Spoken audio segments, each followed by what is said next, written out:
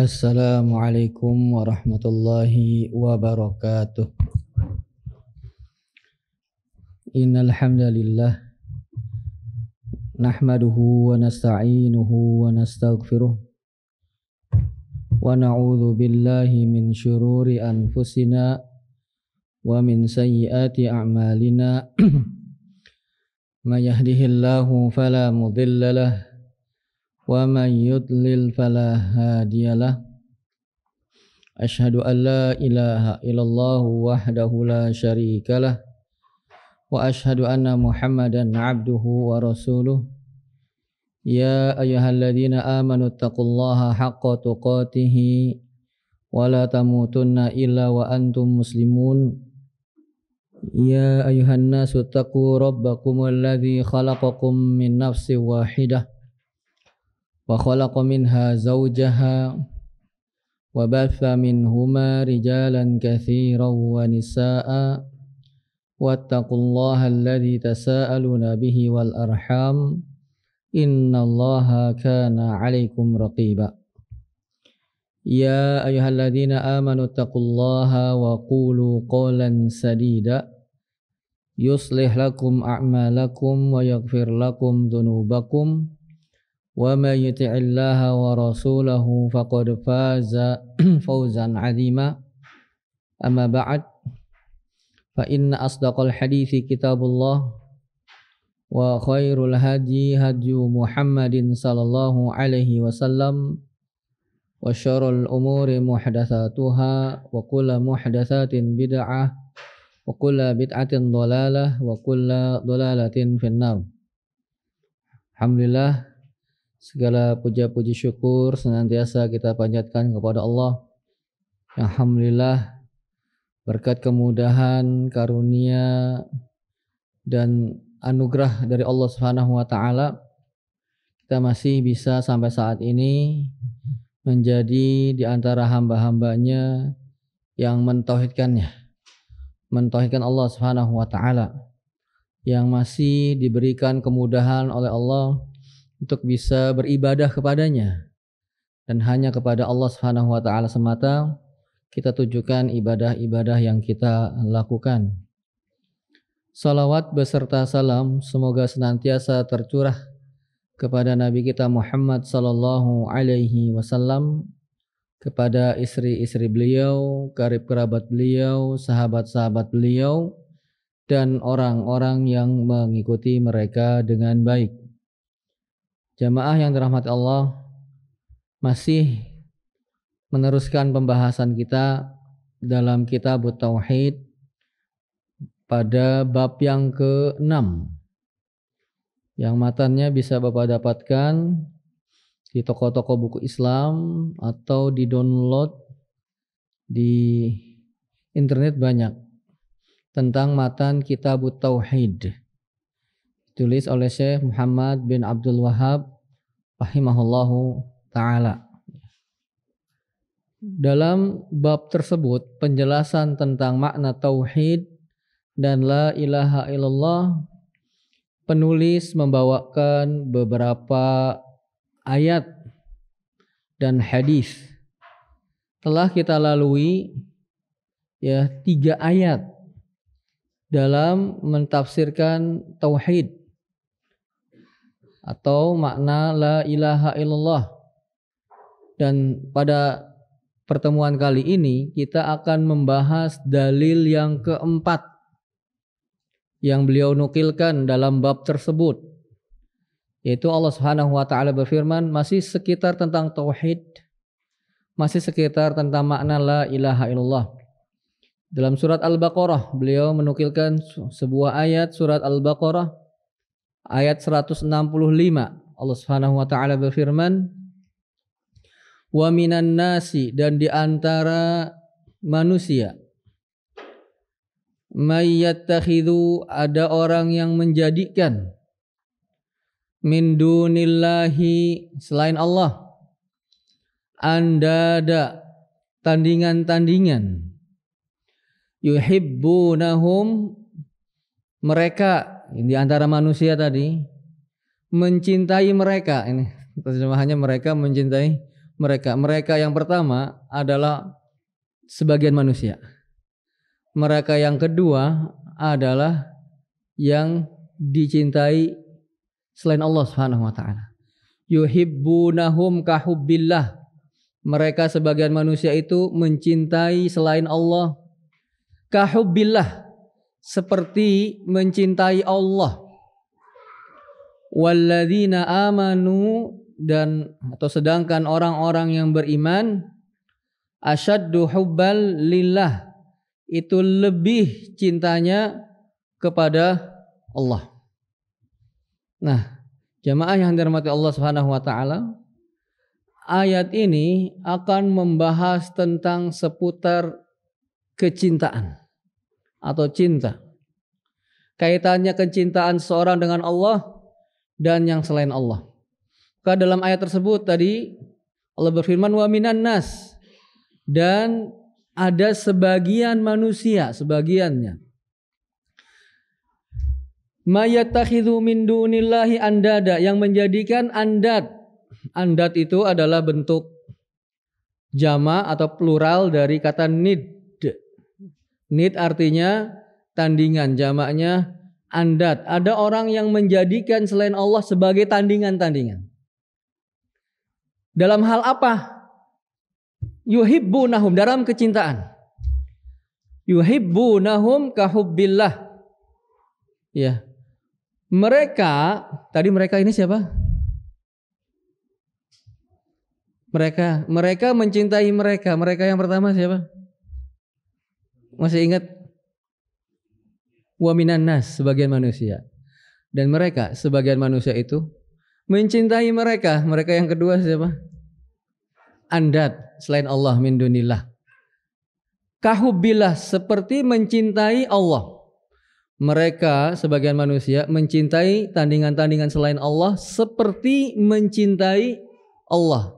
Dan para ulama tafsir, jamaah yang dirahmati Allah, ketika menjelaskan hal ini, maka mereka berbeda pendapat tentang makna yuhibbunahum kahubbillah. Menjadi dua pendapat. Ya. Yuhibbunahum kahubbillah maksudnya apa? Mereka mencintai mereka seperti mencintai Allah. Apa maksud dari lafaz tersebut? Maka di antara para ulama tafsir ada yang mengatakan mereka ini sebagian manusia itu mencintai berhala-berhala mereka, tandingan-tandingan mereka selain Allah. Ya. Itu ya seperti mereka mencintai Allah. Berarti apa? Terbagi cintanya ya. Kecintaan mereka terhadap berhala-berhala yang diibadahi selain Allah ini seperti mencintai Allah. Berarti kecintaan mereka terhadap Allah itu sama dengan kecintaan mereka terhadap berhalanya. Bisa diikuti. Jadi kecintaan mereka itu 50-50 ya. 50%, 50%. 50%-nya untuk berhalanya, 50%-nya untuk Allah. Ya. Enggak mencintai Allah 100% dan tidak mencintai berhala 100%. Kalau gitu nanti 200% dong. Ya.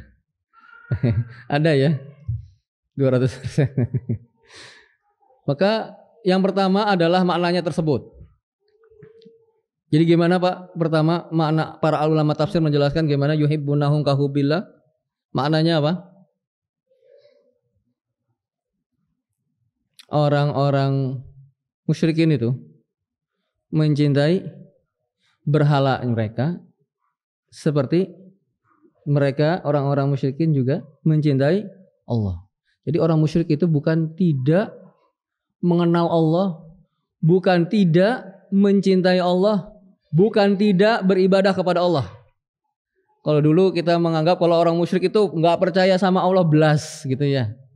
Belas itu apa bahasa Indonesia? Sama sekali. Tidak beribadah kepada Allah sama sekali. Tidak mencintai Allah sama sekali, bukan. Ya, orang-orang musyrikin mengakui adanya Allah. Orang-orang musyrikin beribadah kepada Allah di samping beribadah kepada selain Allah. Orang-orang musyrikin mencintai Allah, di samping juga mencintai berhala-berhala mereka. Paham Bapak? Nah, itu dinamakan syirik.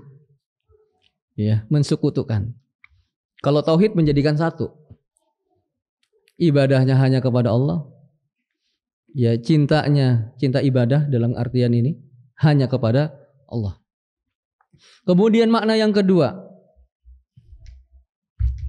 dari lafaz tersebut adalah bahwasanya orang-orang musyrikin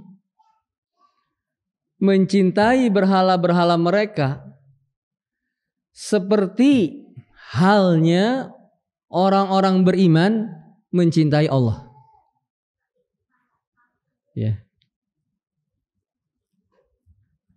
Mana yang kedua bagaimana jemaah? Orang-orang musyrikin mencintai berhala-berhala mereka seperti orang mukmin mencintai Allah. Beda ya, mana yang satu dan yang dua ya. Kalau yang pertama tadi 50-50, kecintaan mereka terbagi. Ya, kalau yang kedua mereka mencintai berhalanya seperti orang beriman mencintai Allah. Kemudian dalam ayat selanjutnya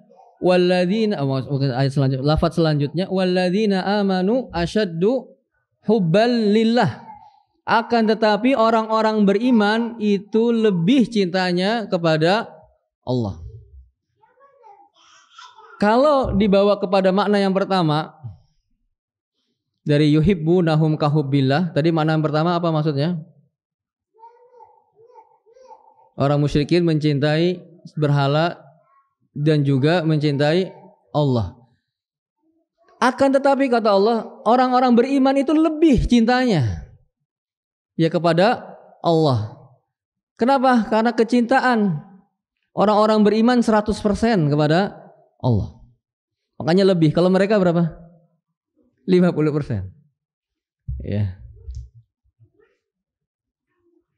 Kemudian kalau dibawa kepada makna yang kedua.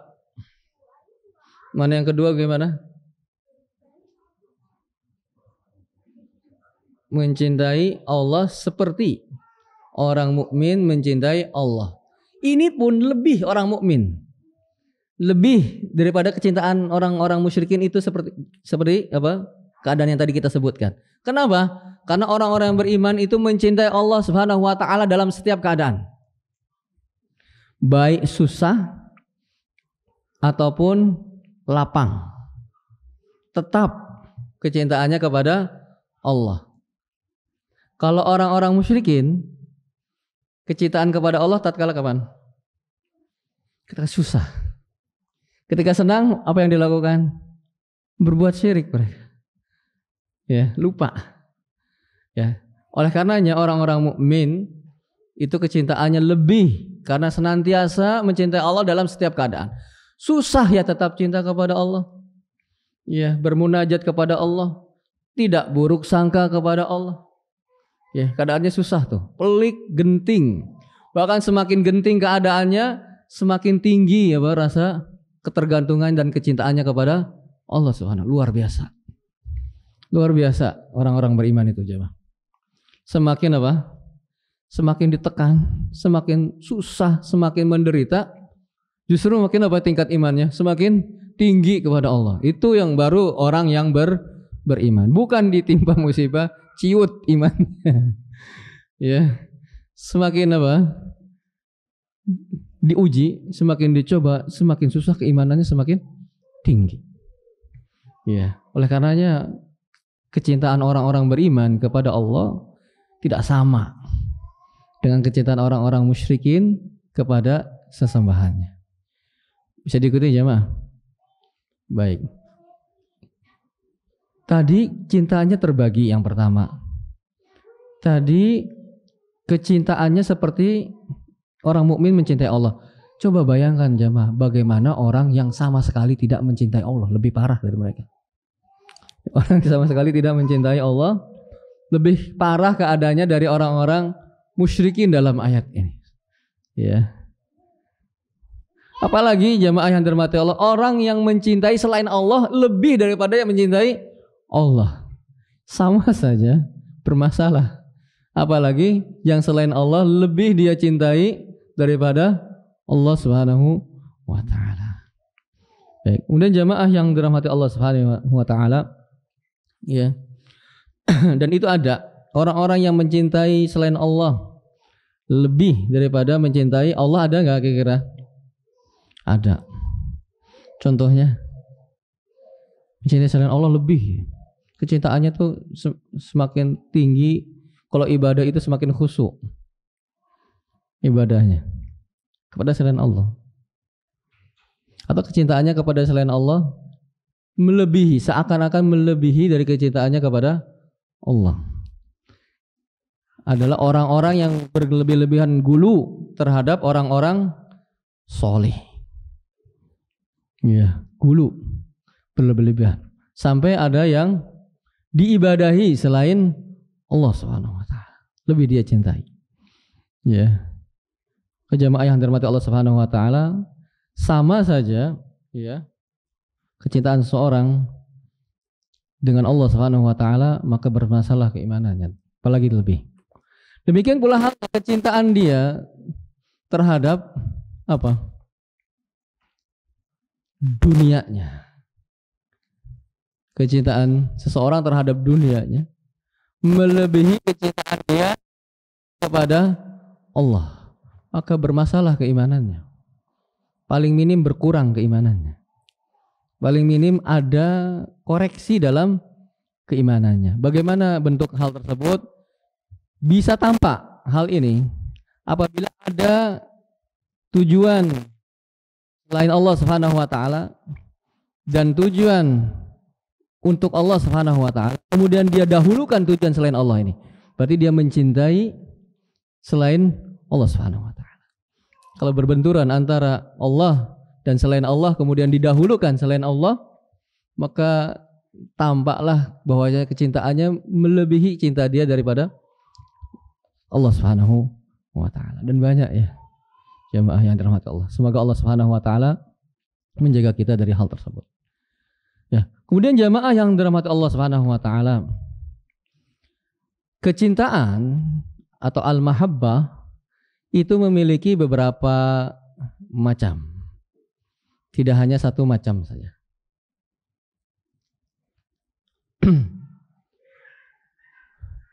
Macam-macam dari mahabbah atau kecintaan yang pertama adalah al-mahabbatu lillah. Cinta karena Allah.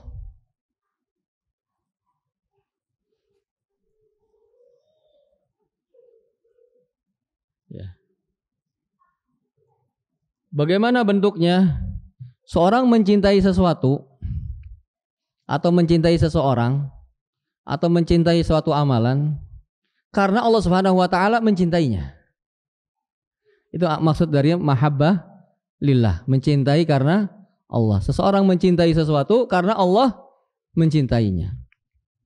Disebut dengan al-mahabbah lillah. Kita mencintai Rasul sallallahu alaihi wasallam karena Allah mencintai Rasul sallallahu alaihi wasallam. Kita mencintai amalan-amalan soleh karena Allah mencintai amalan-amalan tersebut. Kita mencintai orang-orang soleh karena Allah mencintai mereka. Itu disebut dengan apa? Al-mahabbah lillah.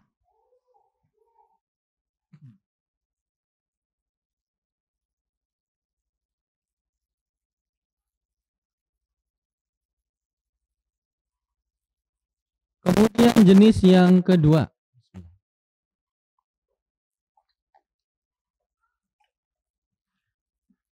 mahabbah tabiiyah,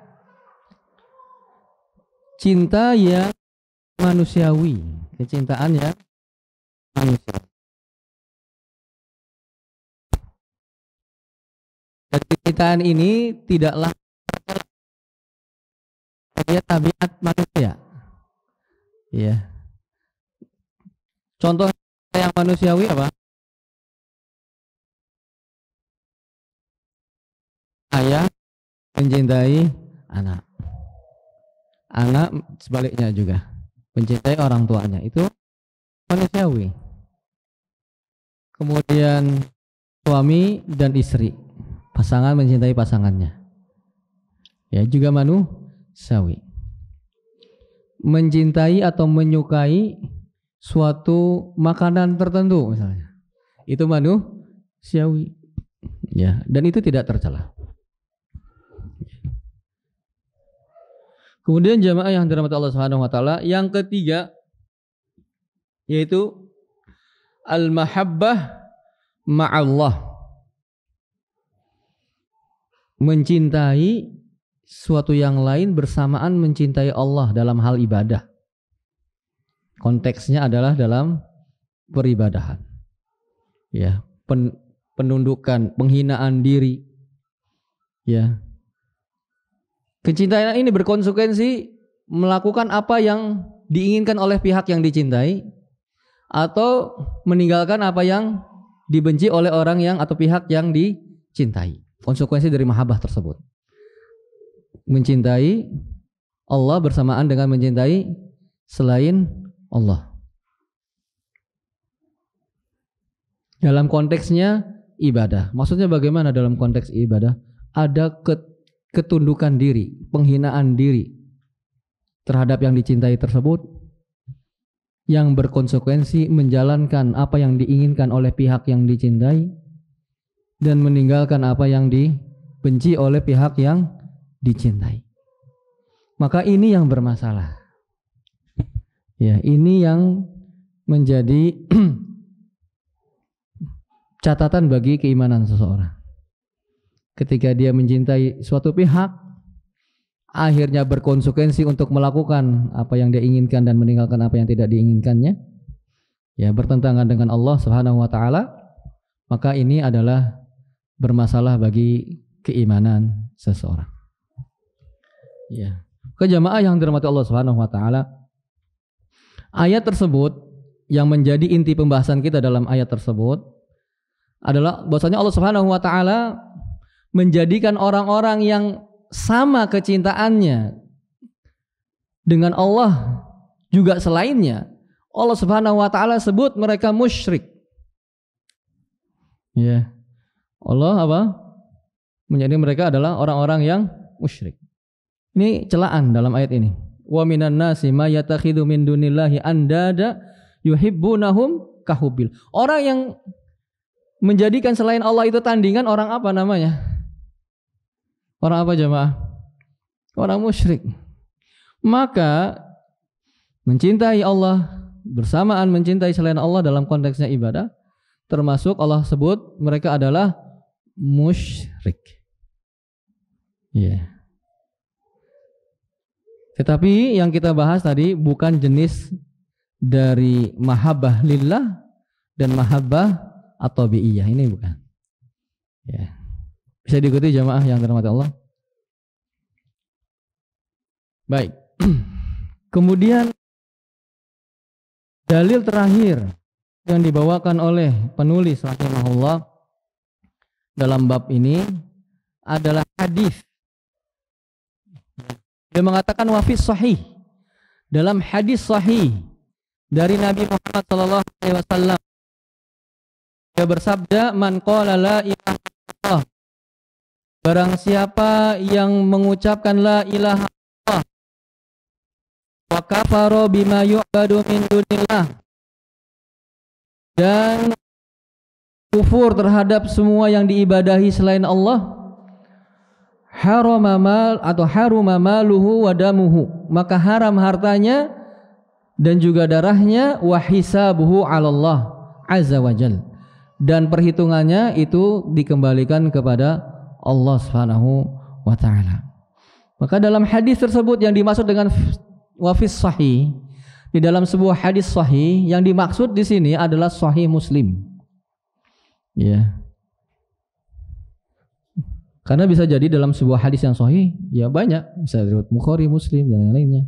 Tapi yang beliau maksudkan di sini, kalau mau kita lebih spesifik, adalah hadis tersebut diriwayatkan oleh Imam